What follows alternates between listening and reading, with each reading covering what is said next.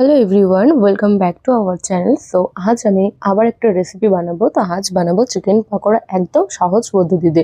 তো তার জন্য আমি প্রথমেই চিকেনগুলোকে হালকা করে বয়েল করে নিয়েছিলাম, দিয়ে তারপরে ওখানে দিয়ে দিলাম ডিম একটা, কর্নফ্লাওয়ার, আর এখানে দিলাম লঙ্কার গুঁড়ো। দিয়ে একটার পর একটা আমি এখানে সব যা যা লাগে দিতেই থাকি। দিয়ে এখানে আমি দিলাম হলুদ পরিমাণ মতো, দিয়ে তারপরে লবণ, আর এখানে জিরের গুঁড়ো ছিল। দিয়ে তারপর আমি এখানে দিয়ে দিলাম চিলি ফ্লেক্স, এটা তোমরা দিতেও পারো বা নাও দিতে পারো।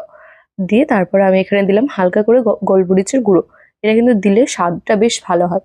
তো এরকম করে আর দিয়ে আমি এখানে দিয়ে দিলাম ভিনিগার, সরি ভিনিগার বলছি, কেওড়া জল। তো এই সব কিছু দিয়ে ভালো মতো মিক্স করে নিতে হবে। দিয়ে দেখো ভালো মতো মিক্স করে এটাকে কিন্তু আবার 10 থেকে 15 মিনিটের জন্য রেখে দিতে হবে। এরকম ভাবে ভালো মতো করে মিক্স করে নিতে হবে।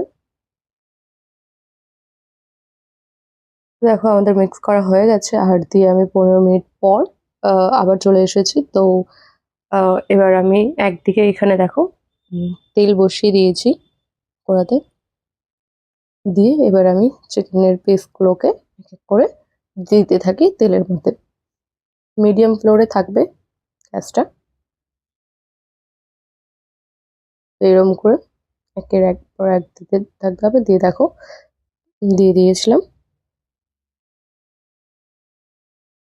তো এই পাশটা হয়ে যাওয়ার পরের পাশটা দিয়েছিলাম, তো একটার সাথে একটা গায়ে গায়ে লেগে গিয়েছিল দেখো। তো সেটা কোনো ব্যাপার না। তো দিয়ে দেখো হয়ে গেছে প্রায়। তো প্রথমবারেরটা হয়ে গেছিল, দিয়ে পরের বার আমি আবার দিয়েছিলাম। তো দেখো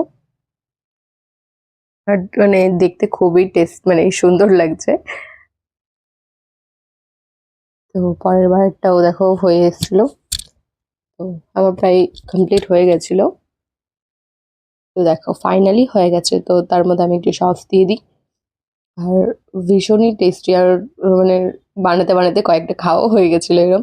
তো ভিডিওটা কেমন লাগলো অবশ্যই জানিও, লাইক কমেন্ট শেয়ার করো। বাই।